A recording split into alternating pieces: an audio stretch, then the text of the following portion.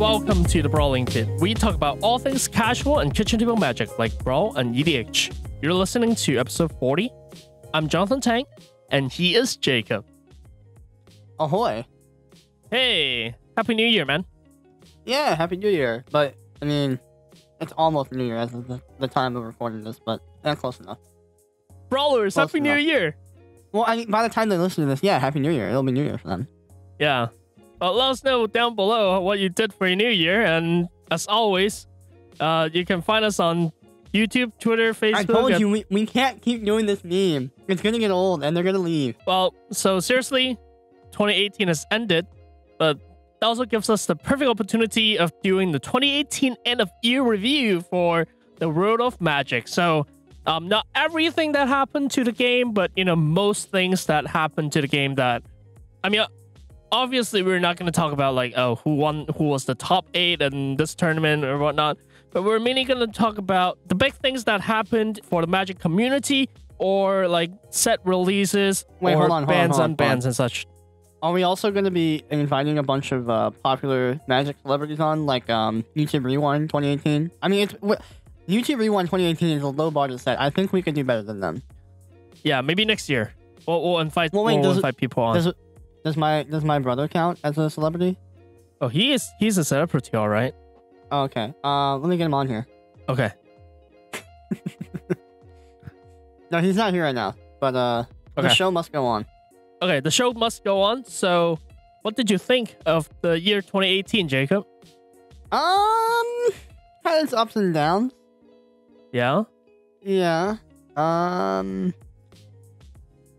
mean, we saw the release of, you know, I think the best set in a long time. Standard set. Guilds of Ravnica. Oh, yeah. Guilds was, like, really good. Yep. And, I mean, yeah. I don't want to, like, spend too much time talking about, you know, Ravnica Allegiance, but, dude, have you seen, like, those new mechanics? Those are great. Yeah. Yeah. We're going to talk about those next week. Yeah, we're going to go super, super in-depth on those, so... Yeah. Don't worry. Don't worry. But... MTGA yeah, I mean, is getting pushed. Oh, absolutely, man! Yep. I spent so much time on that game now. Like even after the open beta, because before I'm like the account's gonna get wiped eventually, so I didn't spend a lot of time in it. Mm-hmm. But after the open beta, yeah, we're good. I thought, we're good, right? I don't know whether or not there will be a wipe after the open beta is over. It would be pretty bad though. Like. If at the end of the open beta they wipe your things, but like if there are people who paid for like events and such, that's pretty bad. So I don't know. Yeah, and you know with how much I know a lot of people have sunk money into this now that they're done. Oh yeah, they're plenty. Yeah, I don't think it would be fair if they wipe the accounts. Yeah, I highly doubt they will. Actually, I had a friend of mine who I think he sold his MTGO account, sorry. And I think he put like $100 or so towards MTGA. He's like, yeah, I'm like, as soon as he saw the support that MTGA is gonna be getting, he's like, he totally jumped ship. Yeah, I mean, he is into those high-end tournaments, and the payout is just a lot more in the MTGA world than the MTGO.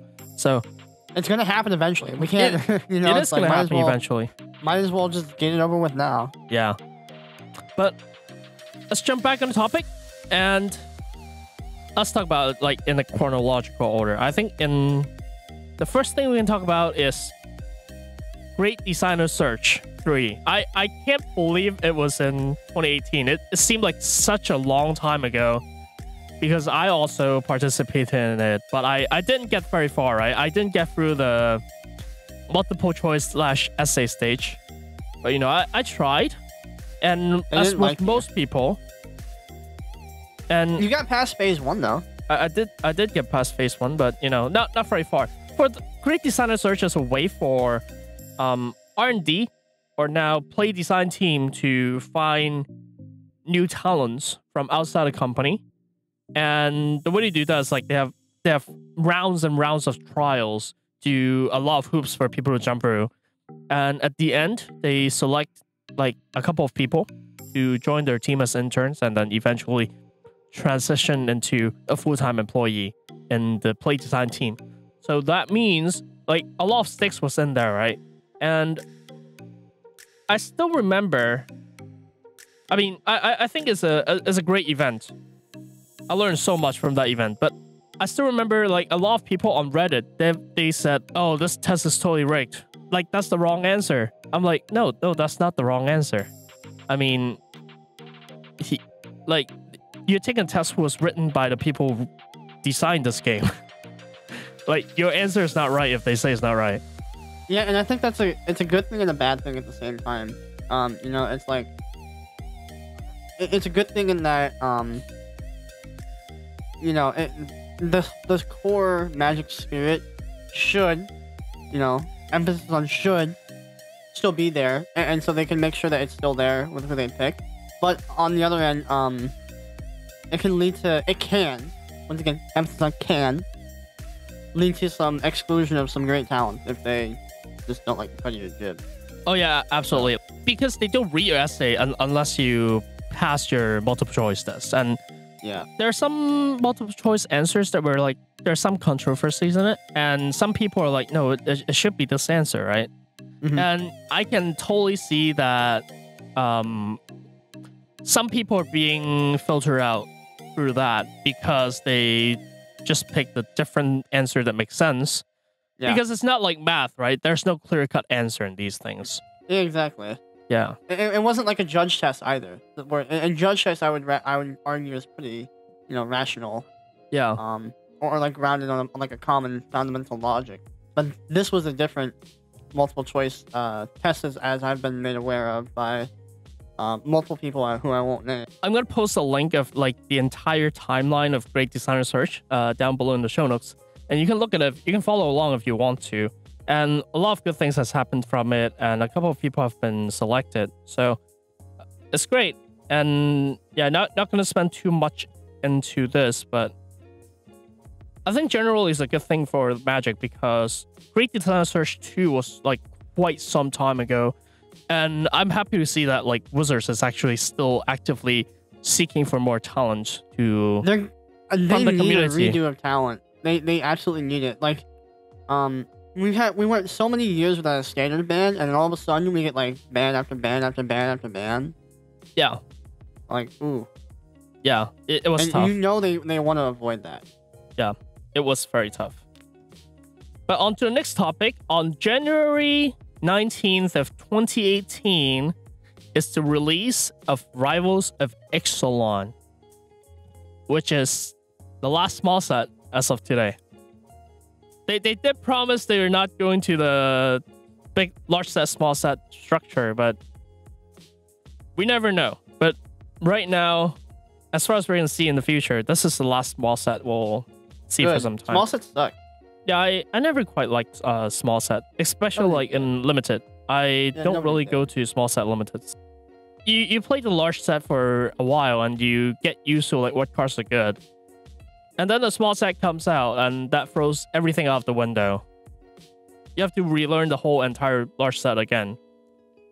Yeah, it's not just like oh, we have a new draft format, I have to relearn the format. It's I have to relearn a format I already knew. So it's not like learning new things, it's unlearning old things. It's learning new things. Yeah. But one of the good things that came out from this set is the Ascend mechanic, which is something happens if you control 10 or more permanents and something will happen for the rest of the game.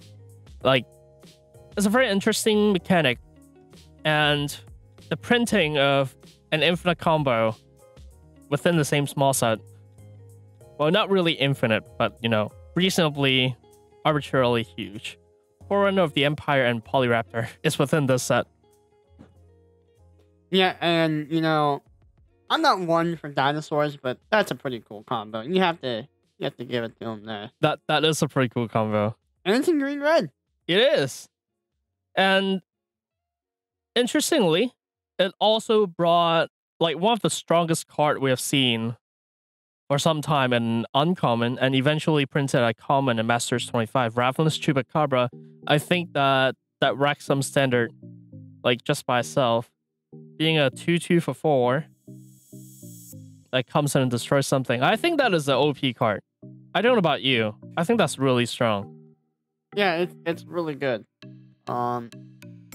You know, if it were like a 1/1, I actually don't think it would be that good. Because I think you just play like a kill spell over it. Unless you're playing like a combo deck that reanimates stuff or plays with enter the battlefield triggers. Yeah. It might sound dumb, but I actually think the 2/2 body is relevant. Oh, yeah, it is. In standard, anyways. What do you think of the set, like, overall? Like, it brought us quite a lot of good cards in Brawl for a while, and then Commander. What do you think? Other than the Immortal Sun. I will say, for a small set, it was alright. Yeah, I say it's alright, small set, it was alright. Yep. Like, don't come to school tomorrow, rival for Vixlon. Like, that kind of thing. Like, oh my gosh. Okay. So next up, February 12th, 2018. There's some unbanning that happened in Modern. It hasn't happened for a while. It was Jace the Mind Sculptor and Bloodbraid Elf. They were being unbanned in Modern. You love it? Well, it's questionable because are they really just not powerful enough worthy of a ban, or is it that the format is just so fast right now that it doesn't matter? Ideally speaking, unbanning is, you know, it's a good way to bring some deck back if they don't foresee that deck taking over the format again. I remember when Splinter Twin was the tier 1 deck in Modern for a long time. Man, if that deck had Jace, holy cow. Yeah. Yeah, I mean, they're both 4 mana, but dude, Jace is a lot more powerful though. I think Jace barely sees play in Legacy as is. And when I say barely, I don't mean like fringe. He's not so underplayed that he's considered fringe, but like Miracle's got nerfed, so, and that was a huge Jace deck. It wasn't the only Jace deck, but it was a big one. And fewer people are playing Miracles now that Top is banned, but I mean, there's still some people playing Miracle. It is still, yeah, Miracle is still being played. There's Azorius Control and Jessica is still a thing in Modern. I would say Jace is still being played, but like not a lot, even though, yeah, you know, if you have to play with Jace, you know how powerful it is. Yep. It's that kind of part where you don't know how strong it is until you play it. I think when Splinter Twin got banned, they probably could have just went unbanned Jace. Yeah. Like, that was the moment that was probably okay. Yeah. Yeah, so they're taking the deck out of the format, and I would argue that they don't want to add too many variables into... No, I don't think they should have, but I mean, from like a balancing perspective, they could have. I see. Yeah. Yeah. Yeah. I think it was an unban that makes sense in a result-oriented kind of way. Yeah, well, like hindsight 2020. It is not being played right now, so like unbanning it didn't do a lot to the format, and it did bring back Bloodbraid Elf. So because if you unban Jace, you have to unban Bloodbraid. Like it's the thing that keeps it in check. Yeah, the thing that kept it in check. Yeah, it was. Was. So that was just this greedy 5-color human deck. Yep. I mean, Bloodbraid is played. So terrible. Next up, March 16th, we have the release of Masters 25, and oh man, was it a disaster. There were so many canceling pre-orders, like the EV was super low. Other than, like, the roster of Mythic and Rare was really, I mean, some of them are really strong, but some of them are like Tree of Redemption.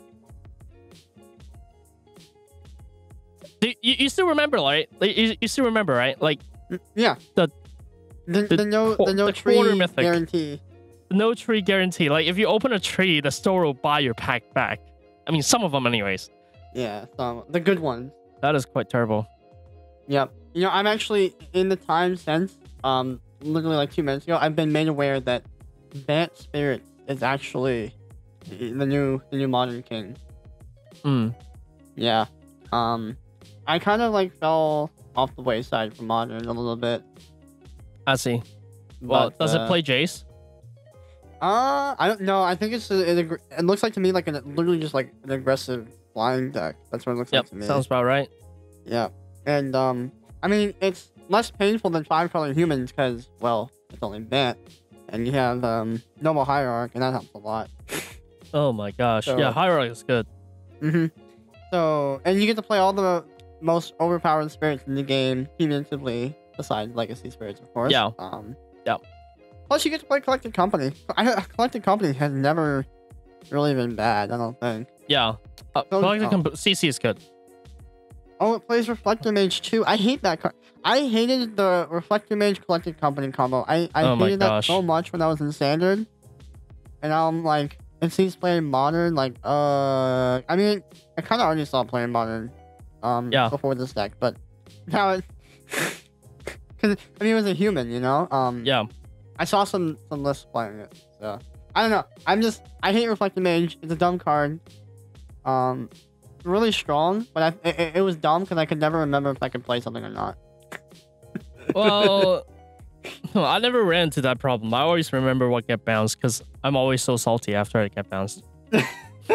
Masters 25. Yeah, Masters 25 wasn't that great of a thing. Yeah. No, and there were again some controversy, and like I think Wizards could have handled it better, and I don't think they handled it at all.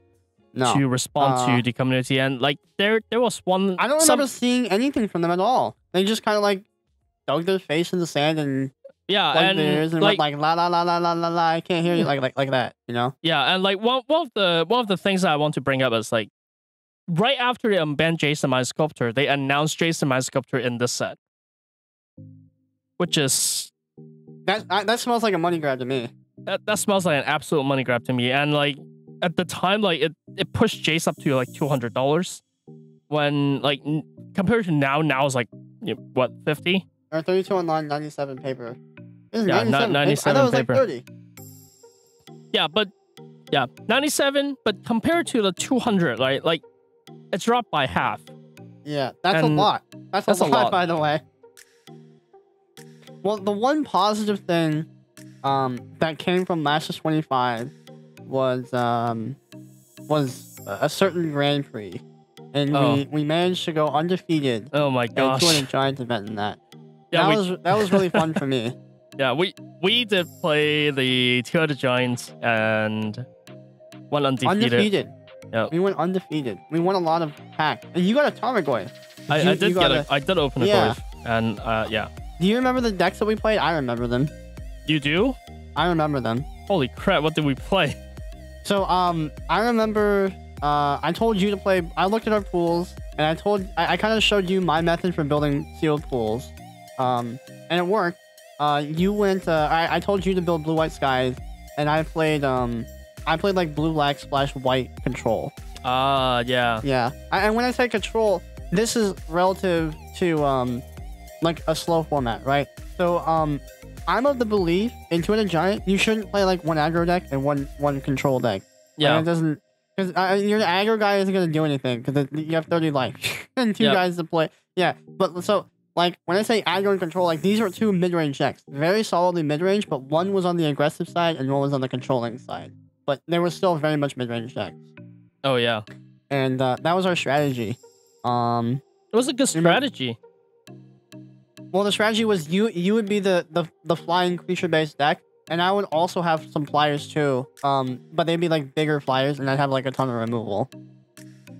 But we both of us still had removal. Both of us still had good creatures. Both of us like it wasn't like oh you take all the aggro cards and I take all the control cards. It was I really want to emphasize that we were both very much mid-range deck. Yeah, just two good decks going into the game, right?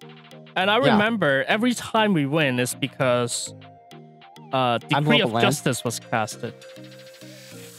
Oh yeah. Yeah.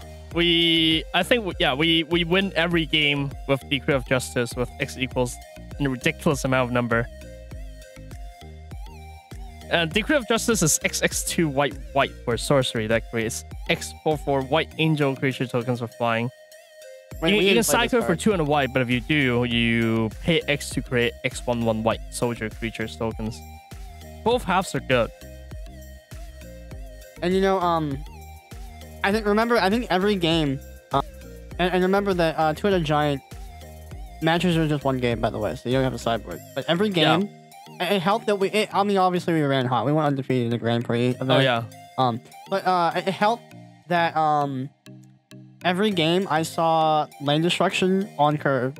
Yep. And every game, like someone was doing like a light splash, but it was like kind of an important splash. So we just blew up. We just blew up their land. Just blew it up. And then I remember. Do you remember the round 3 guy? The round 3 guys where the guy on the right was red white and he only had 1 planes out. I felt bad for him. Oh yeah. And, oh my gosh. We had to do it. We had to do it. Well, that wasn't that game.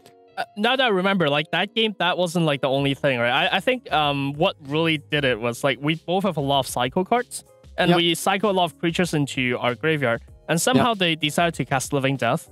Yeah, I don't know why they did that. And that brought all our creatures back, and like we just won from there.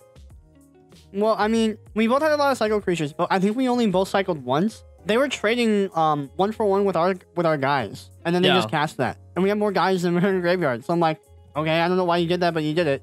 I don't think. I don't know. I think they were maybe a little tilted because like we did. Yeah, you blew his land up, man. Like who does that? Land up, and that guy was notably salty, and I'm like, I don't blame him. And then yeah. And then the other guy was flooded too. He had he had more lands than I did. And I was playing 18. Oh my gosh. Yeah. Poor dude. So that was the only good thing for me that came of Master 25 was an undefeated run. Yeah, that was a good run. Grand Prix. Yeah, that was a good run. Wow, I can't believe you remember what decks we played. I don't remember decks I played half a year ago. That's crazy. I remember so the dumb thing is for me, as long as it wasn't like at an FNM, I think I can remember almost every single Magic match I played at like a Grand Prix event. Wow. That's crazy. But yeah, Masters 25, I think most people think it's a flop. And even today, the EV isn't that high. And I still think it's a flop.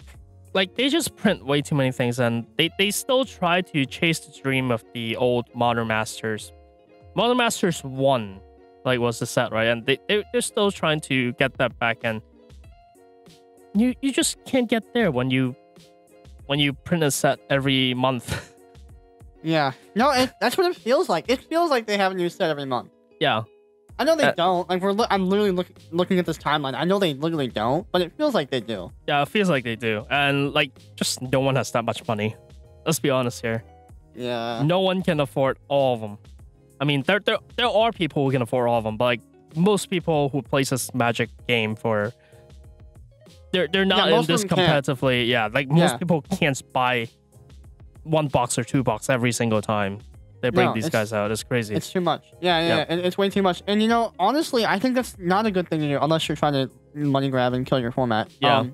Like, I don't think it's a good thing to do because you'll be turning some people off and they'll feel like, oh, I can't afford this game and it's just too much for me. And then they'll just, even though it was totally artificial, like those feelings aren't real at all. They're totally artificial. Yeah.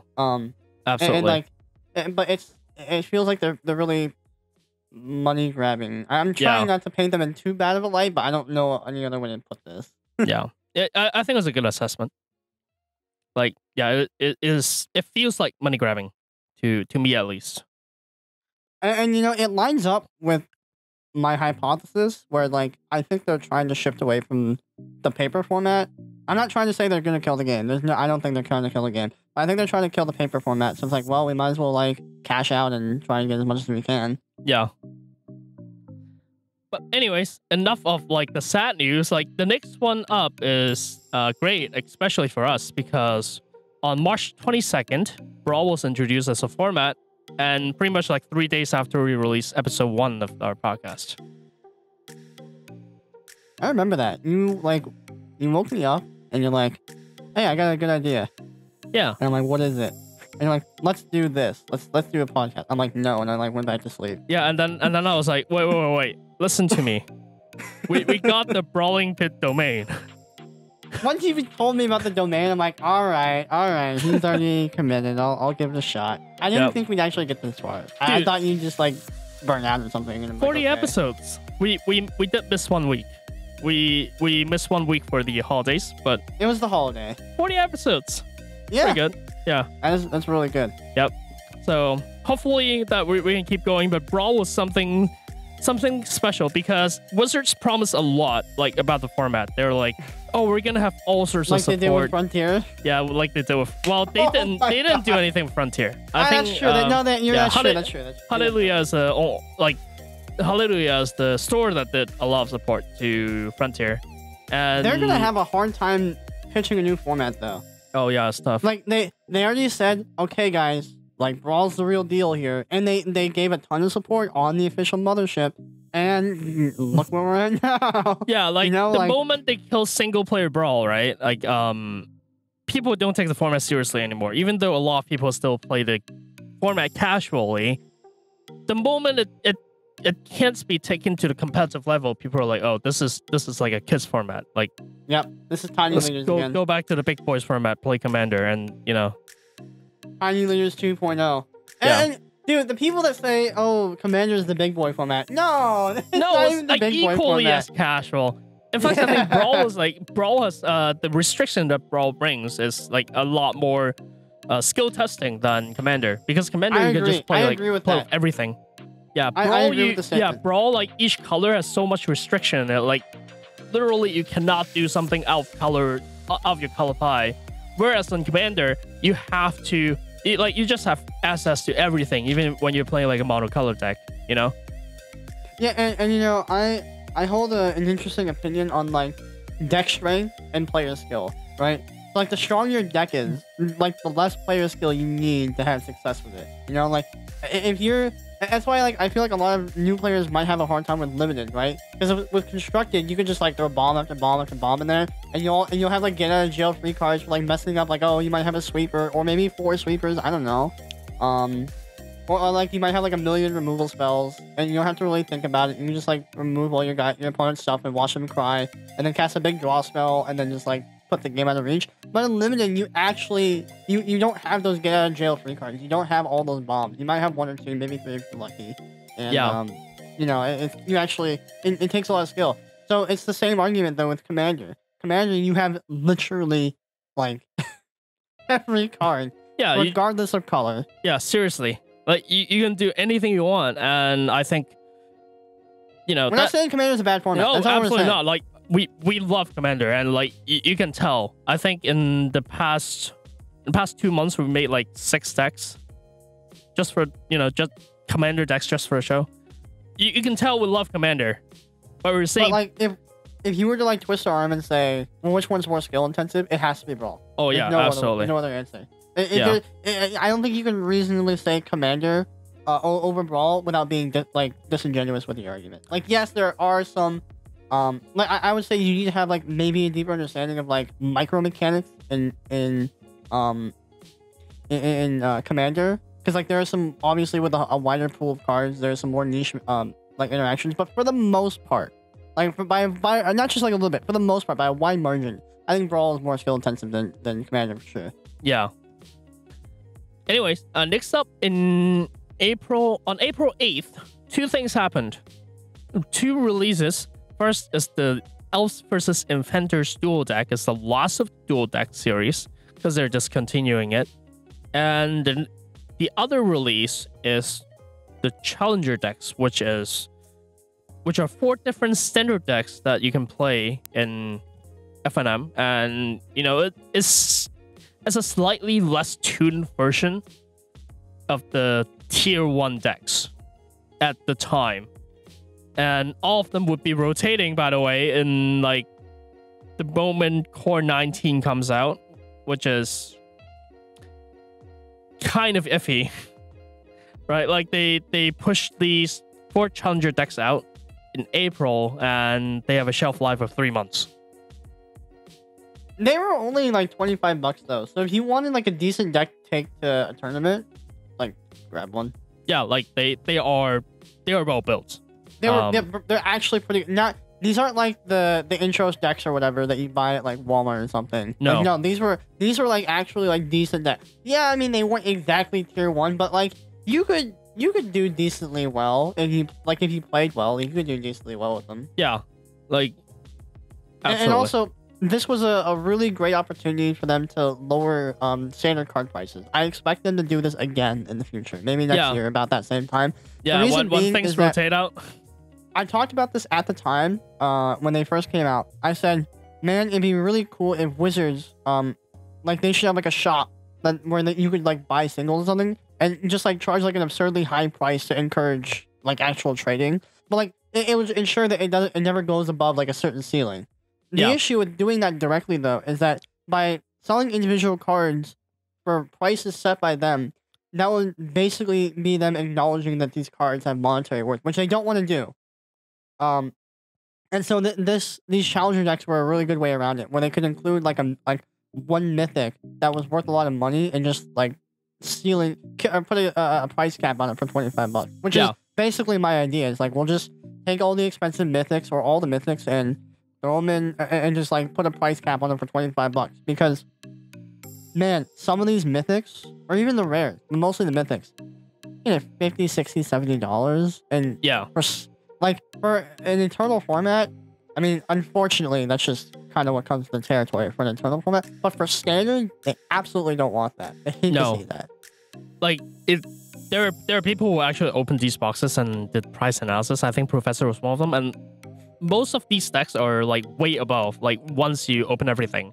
To build those decks yourself is a lot more than $25. Yep. And so when they release these decks, eventually, as the economics unfold, eventually in the long run, the prices of those cards will come down to that ceiling. Eventually. Yeah, which I argue is the reason why they push these decks out like 3 months before rotation. Because they know those cards are not gonna hold for very long anyways. Yeah. So I think it was a step in the right direction. I would like to see them do that more aggressively. You mean with like every set? I just mean maybe not every set, but maybe every 6 months, like every half year or something. You just want to keep the price of mythics like not too high. I'm not saying that they need to remove the cost barrier completely. Like Magic, if you play Magic right, Magic's actually not that expensive of a hobby. Obviously, it's as expensive as you want to make it, but you know, for a hobby, you can do a lot to mitigate the cost. But even so, you still want to manage the cost of your decks. You know, you don't want it to get... Like, I remember Khans of Tarkir was in Standard, and Battle for Zendikar. The Standard deck costs more than a Modern deck. A Tier 1 Standard deck costs more than a Tier 1 Modern deck. I'm not kidding. Yeah. It's like, that was absolutely ridiculous. Questions are really crazy. Fetch and shocks, actually, now that I think of it. Yep, fetches and shocks are crazy. And while in the standard you didn't have shocks, you had what do we call them? Tango Land? Yeah, you had Tango Land. Yeah. So I mean that's almost as good. Like literally the mana bases of the decks were greedier than they were in modern. And modern has the better mana base. So I think they call them battle lands. They settle on battle lands, which kind of backfire because like when Battle Bond comes out, they cannot call those lands battle lands. Yeah. They have to call them bond lands, which is ridiculous. No, yeah, so the Tango lands from Battle for Zendikar, we'll call them that. It's kind of long, Tango land, you know what I mean? And those decks literally reach, I think it peaked at like $900.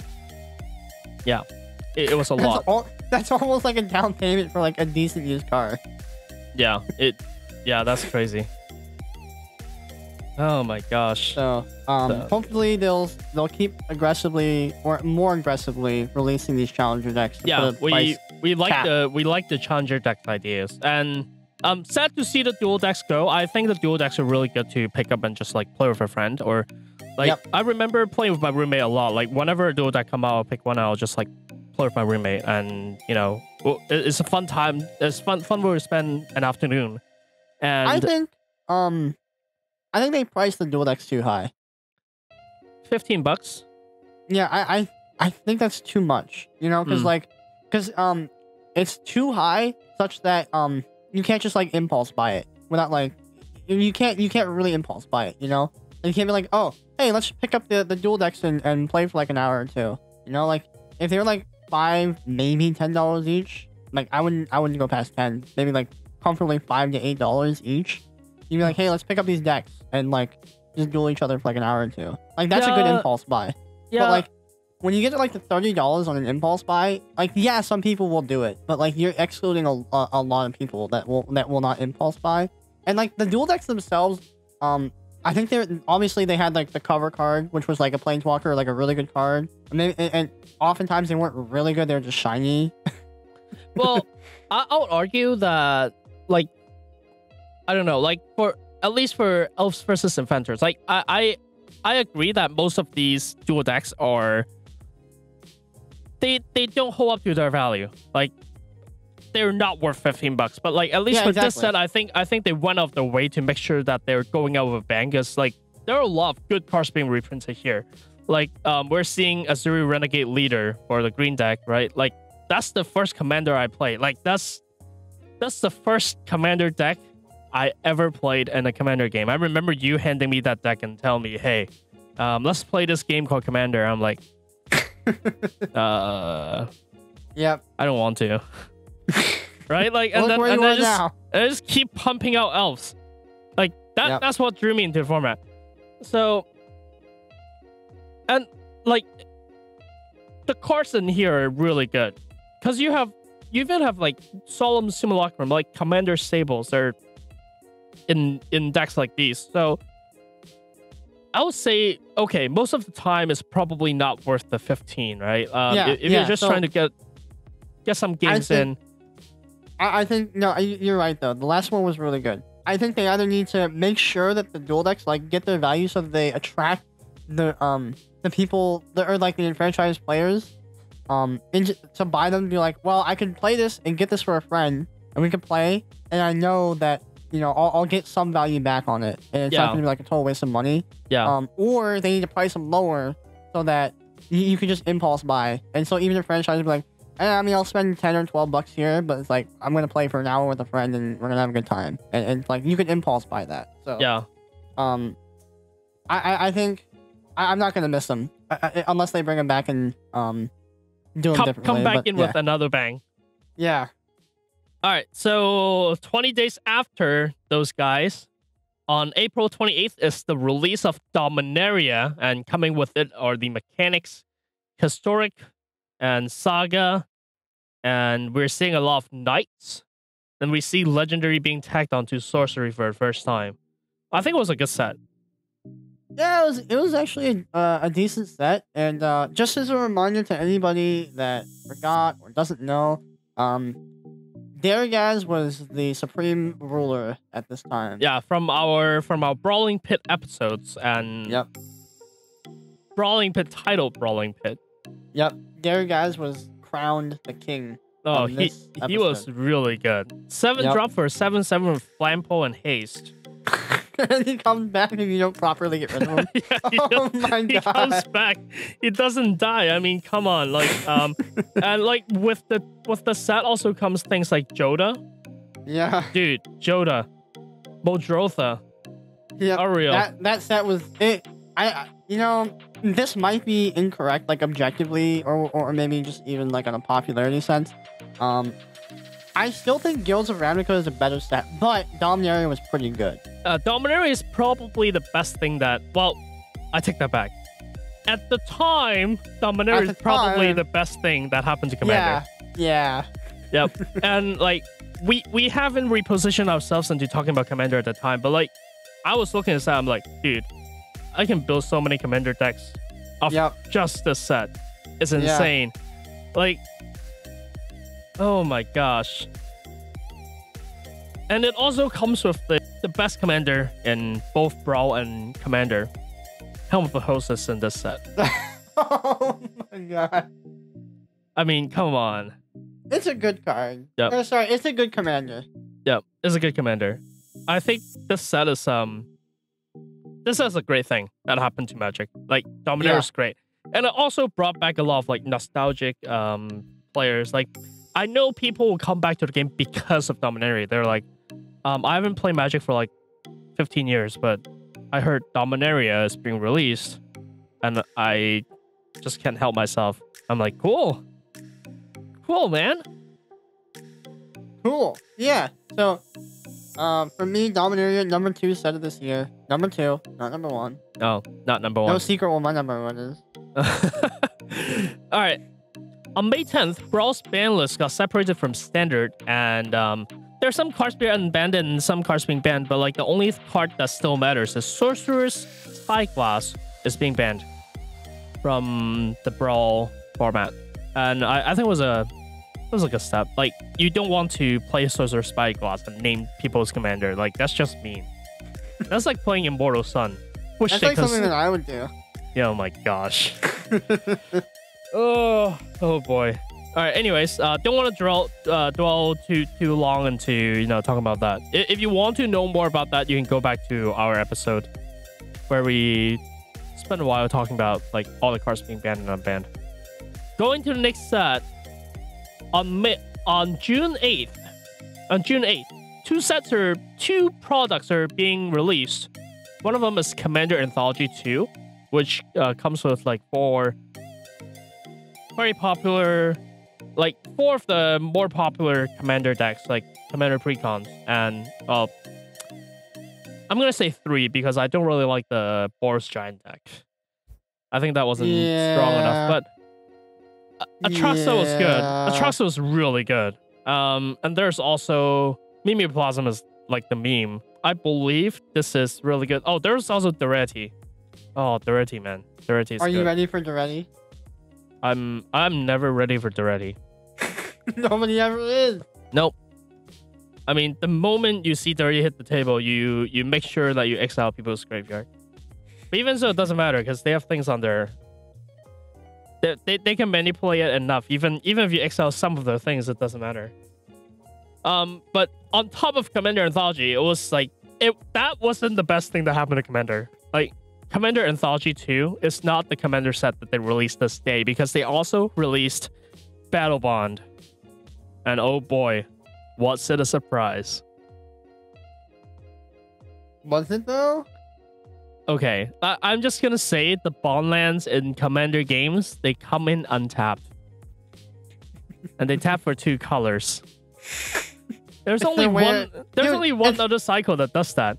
Dude, I've been saying they need to reprint the dual land. I've been saying it for literal years. And then countless times I got the argument back, oh, but no reserve list. I'm like, reserve list is dumb. It is pretty dumb. It makes absolutely no sense. Like, they were trying to please, like, a very, very loud vocal minority back in the day.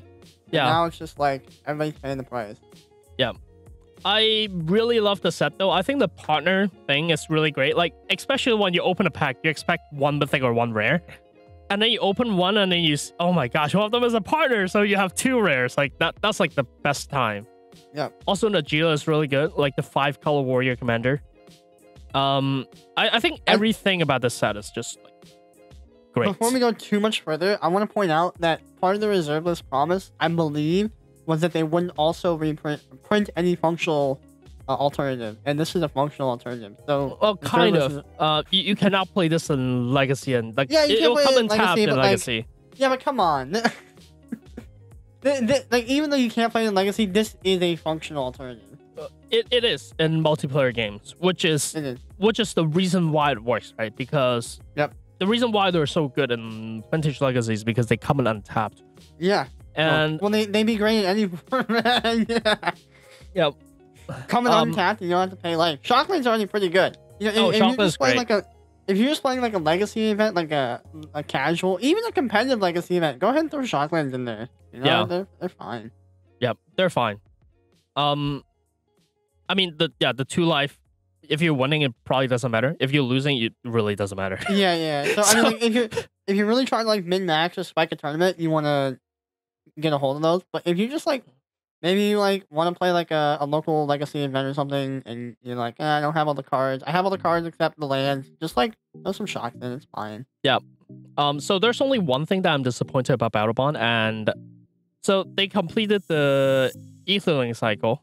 Oh, they did. In this set. This is news to me. In this set. So, yeah, they had Aetherling, they have Thorning, they have Torchlane, and then they had Morphlane.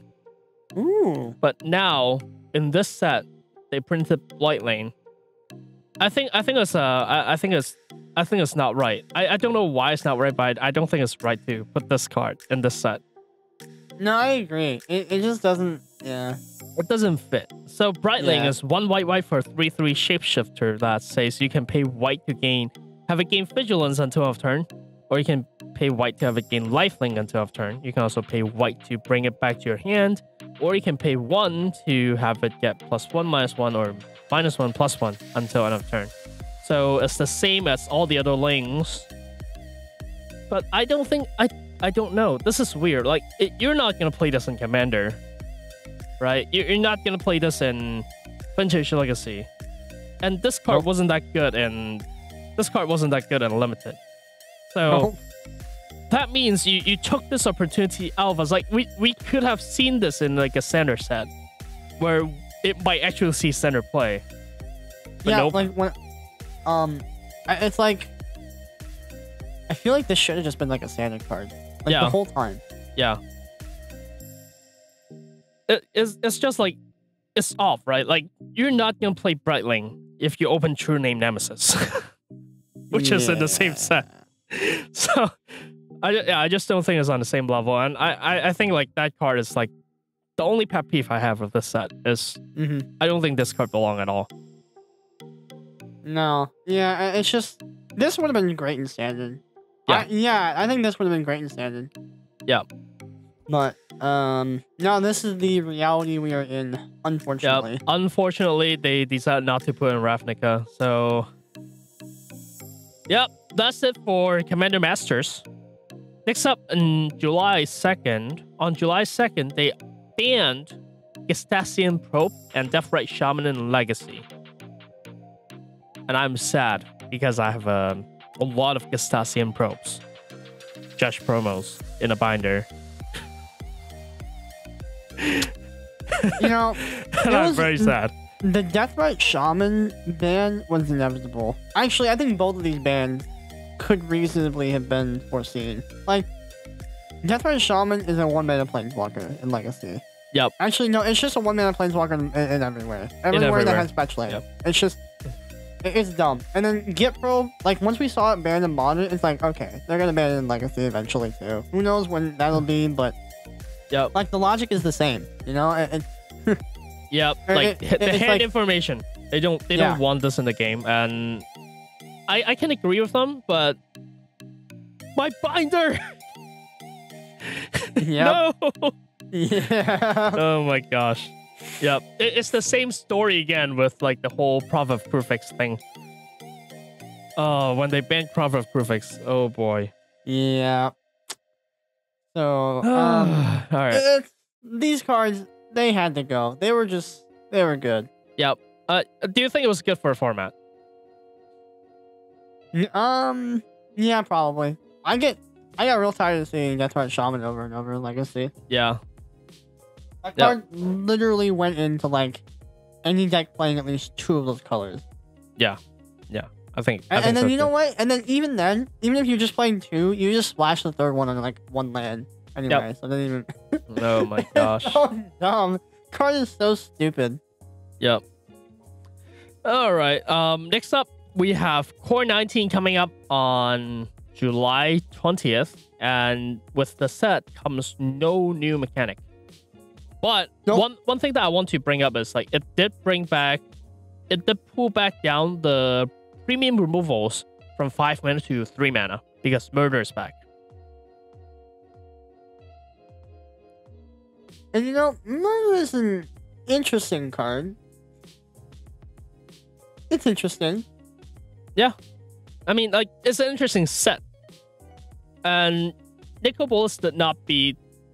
Sorry, Falfictus. Was it Falfictus fighting Darigus, or was it Nicobolus? Either way, I think I'm not a huge guy in lore. Darigus was the one that won. Like, Darigus single-handedly beat all these Elder Dragons by a die roll. That's right. He's still reigning supreme. Yep. Go back and listen to it if you forgot, but it's true. Go back to listen to it. Yep. This was a good set though. Yeah, for a core set. I'm not usually a fan of core sets. This was actually a decent. Yeah, like set. the legends are good. Like it's a lottery kind of box where if you open a box and if you don't open any mythics, you're sad. And like I think the limited I got burned off the limited really fast for the set because it's the same thing over and over again. It's like it kind of reminds me of Magic Origins where if you don't open like the bomb, you don't win. I wasn't a huge fan of Origins now that I think about it. Yeah, you have to draft the bomb. If you don't draft the bomb, you just don't win. So yeah, like I wasn't a huge fan about the sets limited. I'm okay with like the cards that printed for Brawl at the time and some of the cards for Commander. And one of the controversy about this set is there are 5 intro decks, and I think they realize by now too, like 5 is way too much. You don't have 5 Planeswalker decks out with a set.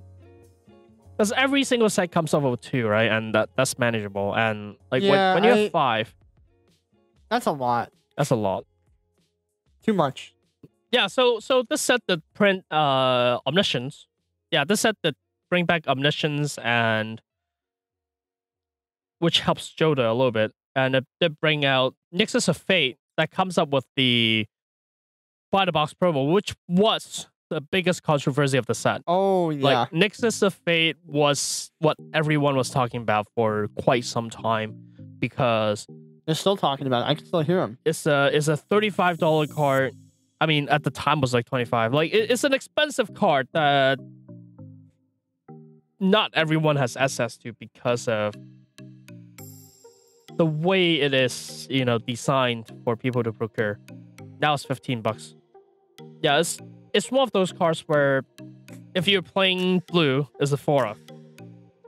And people don't like the idea of, you know, printing a card that is a tier 1 card that you cannot get outside of buying a box. Yeah, and you know, this is just like one of those things that I was talking about with they're trying to keep the price cap low, or like somewhat low for standard. Yeah. I mean, still, I don't know. It's hard to keep it low when they print a card like this with a buy box promo. Yeah, it makes you think. Either they knew what they were doing, and you know they came to a conflict with their goals. Like, well, either we get as much money as we can with Nexus of Fate on buy a box promo, or we keep the standard prices low, which we know that is one of their goals. That they've said that many times. Or maybe they just literally couldn't foresee Nexus of Fate being played. Which is there's a chance that they think Nexus is not a good card because it is 7 mana. You know, right? And both scenarios are bad. By the way. And I think I would rather. I don't know what I would rather see. I think so too. Both scenarios are bad.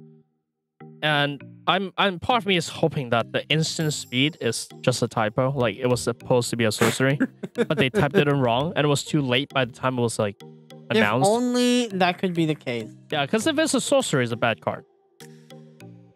It's a really bad card, but it's a sorcery. Even if it's a sorcery, I'd still play an EDH. Well, you can't do what the decks are doing nowadays, where they will hold 7 mana up to counter your stuff, and if you don't play anything, they play Nexus. Which is the thing, by the way. Yeah, oh yeah, it's the thing. Yep. The moment you see that Teferi drop, you're like, oh man, I see this coming now. In 3 turns, he's gonna cast Nexus. It's a shame it had to be this way. Yep. But yeah, not even 20 days from Core 19 was the release of Commander 2018. And dude, it was quite a good surprise. I mean, there are 4 Planeswalker commanders, what people have been asking for ages. Like, Aminatu is like beautiful. Like, what a great card for Miracles. And I think my favorite commander that comes off the set that I'm still building was Jarico, the Tiger Shadow. Which, oh my gosh, I'm totally building that ninja deck. Like, I think that was like, this whole release of Commander 2018 was super exciting for me. I don't know about you. I'm kind of indifferent to it because I'm not a huge Commander player to begin with. Like, obviously I play every now and then, but it's just not really my jam, you know. Okay, fine. It's not your jam. When I say that, I know someone's gonna take that the wrong way. I'm not saying I never play Commander. I do play on a fairly regular basis, but it's like, compared to how I am with like the other formats, Commander is like probably my least played format, but I play a lot, so. Yeah. But yeah, there are a lot of good cards that came out of the set, and there are quite a lot of cards that I like, and I'm happy they made this set. It was a good set. It was a lot better than Core 19, I think. Yeah, and maybe even Dominaria, but yeah. Maybe even Dominaria, yeah. No, I would say I'd replace maybe with probably. Yeah. Yeah. And let us know what you think. You know, is it maybe? Is it probably? Like, which one is better? Let us know. What if it's neither? What if it's neither? Then let us know what you think.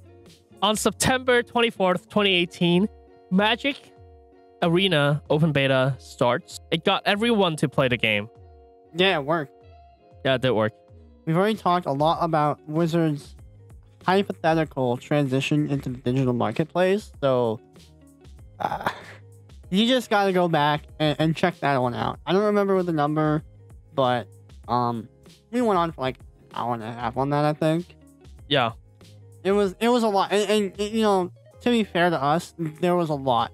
So, I mean, there was. It was like, yeah, it was like an hour. More than an hour. But this is also the point in time where you probably started seeing a lot of streamers play the game because they invested quite a bit of money on stream bounties and stream sponsorships, especially on Twitch. So yeah, really great for the game to get a ton of notoriety. Yeah, absolutely. Like, it's a lot easier to watch. It's very easy to watch Magic Arena versus Magic Online. It's just a lot more appealing. It's easier to look at. Yeah, I feel like I'm looking at something from like this decade. Yeah, exactly. That's sad. Well, it is sad. It is sad.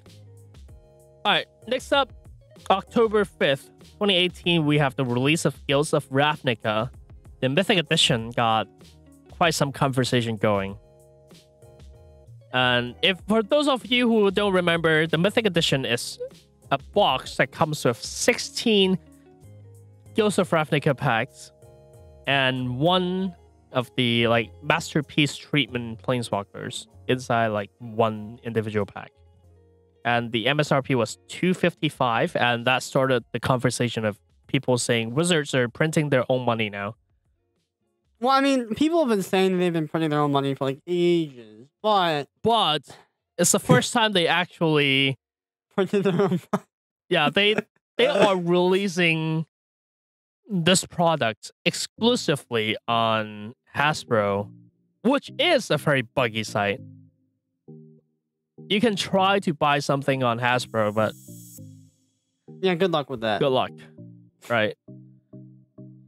So, got a lot of conversation going, the Mythic Edition, and we talked a little bit about that. But it finally confirmed all of our suspicions that you know, in the United States, Mint is actually owned and operated by Wizards of the Coast. Oh boy. Yeah, I didn't like that move. I think it was a bad move for them to push out Mythic Edition. You don't want to set the precedence of showing people that you can, like, especially showing store owners that you can take them off the equation. I think that's a really bad move. Paper Magic is dependent on stores running events. By setting the precedence that tells them, hey, I can take you off the equation, that is a real bad move. Yeah, and you know, it might seem weird to hear that. Like, oh, well, you don't need stores. Well, I mean, you kind of do. Like, where else are you going to play F&M? And if you don't have F&M, then you don't have that bridge for new players to get into tournaments. So, I mean, yeah, sure. You could probably cut all F&M support and all LGS support, and the game would probably be fine for another year. But then you'd run into issues like, well, how do you get new players into the competitive scene? And yeah, you could say, oh, well, we don't need a competitive scene, but no, the competitive scene draws a lot of players. Yeah, and that move actually, like, thinking in hindsight, I think that aligns perfectly with the strategy of pushing Magic off paper and move it towards online, because one is exclusively online. They really don't need store owners anymore. Yeah, local game stores do not need to exist for Magic anymore once Magic goes online, which is sad. But I mean, that's just the yeah, if that's the direction they're going, I mean, it's their game. I don't have any control over it, other than, you know, maybe stop playing. Yeah. Switch to MTGA. We're part of the problem. Yep, we're part of the problem. We're part of the problem. Yep. Oh well. But generally, I think the set itself, like not Mythic Edition, but the set itself is actually a great set. Oh yeah, no, but the Guilds of Ravnica, I didn't mean that when I was saying that it was my favorite set. I wasn't trying to draw controversy to that, but definitely like the actual set and the cards and the mechanics. Yep. Easily, in my opinion, I think it's the best set of the year, followed by Dominaria, as I said. Like the standard is really fun to play with, by the way. I don't say that very often. And with the release of Guilds of Ravnica, we finally saw the dethroning of Darigas. Yep, we saw the dethroning of Darigas, and who won again? Honestly, if you recall, we had a tie, which was also Aurelia decided by and Tristani, right?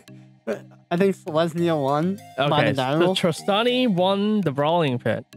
Yeah. I think I said that before. Both of them were excellent. It had to come down to a die roll. It wasn't just like, well, this one is clearly more powerful. Yeah, no, they're really close. It was very much a battle worthy of a finals, unlike Dominaria finals. Yep. And like I can't tell you how much I love the standard. And I think the reason really why is because Shotgun and Checklands are just so good. It's such an amazing mana base. It feels like they are made for each other. They were made for each other. I mean, yeah, it's literally like just like two great friends living in two different worlds, but like once they meet, like things goes crazy. They were made for each other. Yeah, and I love the standard. I hope, but you know, I hope to keep this Checkland Shockland thing going on for a while, which it will. What if? 2 years. Okay, what if they reprint the enemy fetches? Please don't. I'm done. I don't want to modern mana. We actually be on modern mana. I do not want a standard with fetches. I don't want to sift through the shuffling. Please don't do it. Online is fine, which is another argument of, you know, pushing Magic to online, but I do not want to see that in paper. That's true, and yeah, online you have a lot more room to make some weird mechanics that you can't do in paper. Yep. So. Yep. So maybe they'll do it, maybe they won't. We don't know. Maybe. Yeah. But they did announce on November 5th, 2018, that Ultimate Masters would be the last set they release for the Masters series, and as well as like the last set to release before the end of 2018. And it looks so good, especially like the box toppers. Like around that day, like before, a couple days before that day, people online on Reddit and Twitter has been seeing like different leaks, right? And no one knows what's going on. There are these full art crazy cards like Cavern of Souls, like Lily, like Tarmogoyf new art. There are all these different cards that people are leaking online, and no one knows what's going on. And then they drop this bombshell on us. Ultimate Masters, it's gonna be a thing. It comes with a box topper, $355. Give us more money. Give us more money. I think $355 is what got most people ticked off, because that's a lot of money. That's a lot of money. And they just say, if you can't afford it, this product is not for you. Which is a fine. I can't get over that they said that. It's a fine thing for business to believe in, because you do have to define your customer base. Yeah, you know, like Elon Musk didn't design their high-end Tesla like, well, you know, I want everybody to be able to afford it. No, he didn't do that, but he didn't say it either. Yeah, you don't say these things. And like, on the announcement video, you tell them, yeah, the product's not for everyone. That's crazy. Oh my That's absolute. God. That's almost as bad as saying, do you not have phones? You know, speaking of which, if you go to playdiablo4.com, it used to redirect to Path of Exile, but Blizzard legal team contacted the owner of that domain and asked them to take it down. Oh my gosh. Yeah. So, he didn't take it down, but he did cooperate with the Blizzard legal team. So now instead of redirecting the Path of Exile, it redirects to a Google search for phones. Oh my gosh, that's Do it, hilarious. do it, I'm doing do it it. right now. Oh my gosh, it does. Oh boy. Oh my gosh, it's like, yeah, Google image and just like it searches phone on Google image. That's what that. Oh man, I still feel bad for that guy up there. I know, I'm pretty sure that wasn't scripted, and No. he just had to take it, and that was like the only thing he could think of to say, and he was trying to like lighten the mood, but it just Well, he thought it was a good product, right? yeah. He and they know that they designed this Diablo 4. I don't know why we're talking about Diablo 4, but now we're on topic. I know they didn't design Diablo 4 for us, right? They didn't design Diablo 4 for the actual usual Blizzard customer. They designed it for China. Like the Chinese people who commute an hour every day on the train, and that's when they play their games because they're commuting on the train for like an hour, and they 2 spend hours. so much money, it's crazy. Yeah, because that's the only thing they do. That's the only thing they do. They don't have time to date. They don't have time to go out for dinner. They have time to sit on a train for 2 hours or stand there, even worse. And they pull out their phones and play on the train, which is why these mobile games with microtransactions are so successful in China, because that's all they do, right? They commute a lot. Wait. We should do that. You and I, we should make a mobile Chinese game and just make bank. Oh my gosh. Let's do it. Do you not have phone? No, I don't have a phone, so it's gonna be a problem. That's gonna be a problem. Yep. But yeah, it's that's what it feels like they're doing to us, though. It's really starting to feel like that. That left a bad taste in my mouth, to be honest. Like, and I did buy a box to draft with my playgroup. Like, I bought this to play. I didn't buy this to open. If I don't have a playgroup, I would not buy this product. Right? Mm-hmm. And you know, like, opening boxes, unless you can get it for like real cheap, it generally is negative EV. Yeah. Oh my gosh. I mean, I know the feel. Because I opened my box topper, and the moment I found it was the Lord of Extinction, I almost cried. That would feel pretty bad. It did feel really bad. I opened it, I'm like, okay, it's the Lord of Extinction. There's my $100 for a $20 cart. Yep. Feels bad, man. Feels bad. Feels bad, man. It's like the only thing I can think of is that there's a clip from Malcolm in the Middle, and one of the kid is like the youngest kid is like the most neglected kid. It's a comedy, by the way, comedy sitcom, and the most neglected kid, it's his birthday, and nobody shows up to his birthday, despite him like reminding his family, and not even his family showed up. And he's like, I expected nothing, and I'm still let down. It's a meme. Yeah. Like this, you know, that's how it is with like the box topper. It's like, yeah, I could win like $1 million, but you know, you go in expecting nothing, and then you really get nothing, and it's like, I'm still let down. Yep. I'm still disappointed, despite mentally bracing myself for this. Oh my gosh.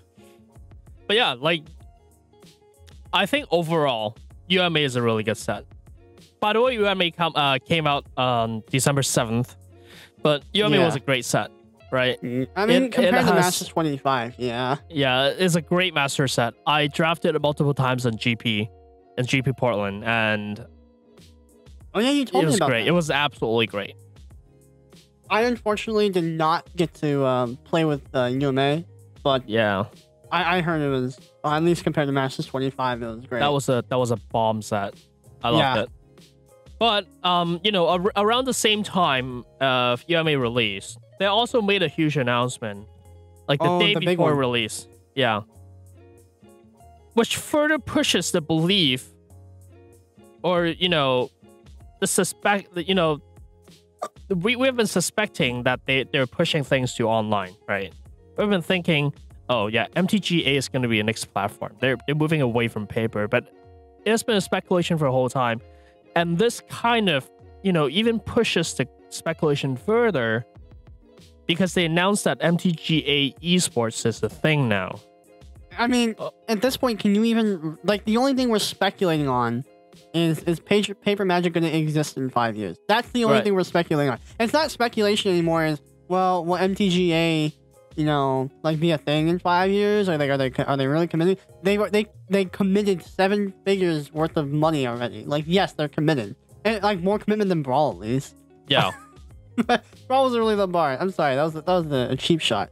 Yeah. But it's not like this isn't like some wishy-washy. Like, well, we're gonna support it. We're gonna get a few events like Brawl. No. They've sunk 7 figures worth of money into this thing. He's like, yeah, they're gonna see this. They're probably gonna see this through. Yep. So it's not speculation of, well, will MTGA have like competitive esports on it? Yeah, it's going to. Now the speculation is Paper Magic still gonna have official sanctioned support in 5 years? I'm leaning towards no. I'm leaning towards no either. Yeah. But that's 2018. It feels like a roller coaster ride with a lot of ups and downs. What do you think 2019 will look like?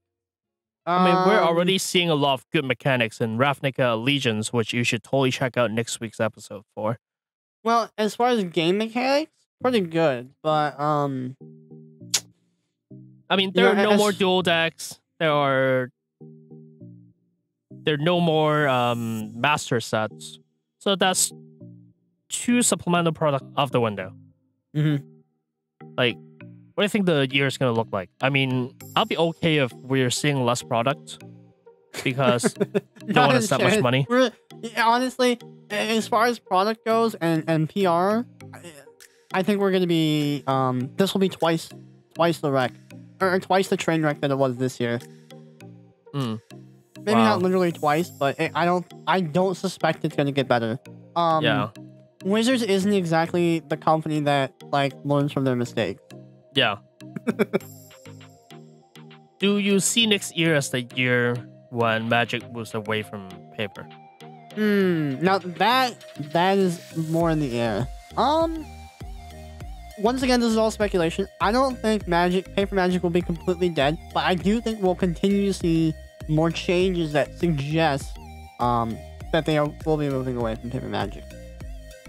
So, maybe next year it'll be like, oh yeah, we're cutting the pro thing or whatever. They'll be like Platgate again, but instead of Platgate completely, it'll just be like, now you have to play MTGA to get your platinum benefits. And my gosh.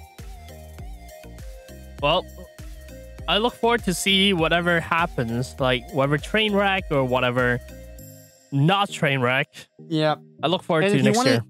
If you want to hear the full story and the full thoughts on the MTGA, esports stuff, we did a whole thing on that not too long ago.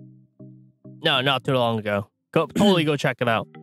But as always, you can find us on Facebook, YouTube, and Twitter on Brawling Pit. You can find us on Reddit at r/BrawlingPit.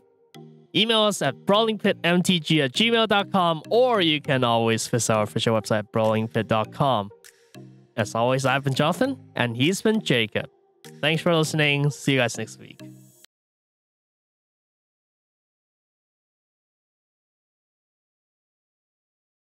Hey, Jacob. What's up, dude? Do you have a New Year resolution? I do not. What? But it's not New Year yet. I have time. You have like 2 days. I have time, man. How are you gonna do this? I'll figure something out. I mean, come on. I just have to make something up and then like forget about it in like a week, right? No, you have to write down something and then you have to actively not do it. Oh. Yeah, that's how it works. Oh, wait, that's what I've been doing this wrong my entire life. Yeah. You have to say, oh, okay, I'm gonna lose 50 pounds. And then you have to gain weight. Oh. Or okay. You have to say, I'm gonna start a YouTube channel. And then you don't. Oh. Okay. My New Year's resolution is to gain 50 pounds. Oh. I don't know if it works like that. Oh, come on. I think it has to be something can't game positive. The system? I don't think you can. Aww. All right, well, what's yours? Do I game the system or no? I don't know. But I'm going to try to. I'm not going to call it resolution. But I'm gonna try to wake up at 4 in the morning every day. Wow, that's totally not gonna happen. Yeah, I'm gonna try. If not 4, I'm gonna do 5. I'm gonna try to have my free work hour, like just like 3-4 hours before I go to my actual work every day in the morning, where no one will be there to bug me. I can either do my chores, I can edit a podcast, I can work on my YouTube channel, like things like that. I want time for me to do me stuff. And I think Dude, that's like your bedtime. usual is my bedtime. You're right. Usually I do go to bed at 5. You're not playing Civ 6 until like the wee hours of the morning. I know That's true. That's true. But I think if I ever manage to cut out Civ 6 from my life, I will be able to do it again. Terrible. Terrible. Yeah. What's your plan for cutting out Civ 6? Well, okay. So I don't know if they have rehabs for Civ 6 addicts. No, I can't say that there's rehab for that. I mean, my name is Johnathan Tang. I am a game addict for Civ 6. Literally, before we started like recording, I literally spent half an hour telling Jacob I'm in Civ 6. I was playing Peter, trying to get the perfect settle, which is Plains Hills, which gives you 2 food and 2 production, and it has to have fresh water, and it has to be a luxury tile, which gives you like the bonus and the luxury on top of whatever the Plains Hills already give you. And we have mentioned Civ 6 before. We have. Yeah, we have. So, if you are looking for like a diet workout like program regimen kind of thing, and you don't know what to do, like you've tried everything and you don't know what to do, the answer is Civ 6. For the very, very low price of the holiday time of $30, or maybe $40, you can get the deluxe edition with most of the DLC and the plugins. And what you do is you load the game, you install the game, you buy it, you install it, you load it up, and you play. And then you don't eat. And then you forget to eat. You forget to go to sleep. That's what happened to me. Mm-hmm. Yeah, I'll forget to go to sleep. And like by the time I finish the campaign, either when I lose to like Montezuma finally because he finally finished his push, or if I, actually finish my victory after 26 hours, I'm like, oh crap, it's time to work. Yeah. It's just, trust me. This is the greatest workout, diet, regimen, whatever, in the history of workout, diet, regimen. Yeah, it helps with your 24-hour fast. For those of you who are doing it, like if you're doing a 24-hour fast, all you need is your jug of water on your table. When you're playing Civ 6. You need a glass. Yeah, when you're playing Civ 6. And when you're thirsty, you do your water thing. You don't even need to leave your chair. Well, you're what about all going to the set. bathroom? Bottle. Oh my god, no! Will you not promote such... Actually, for ladies out there, bucket. Oh my god.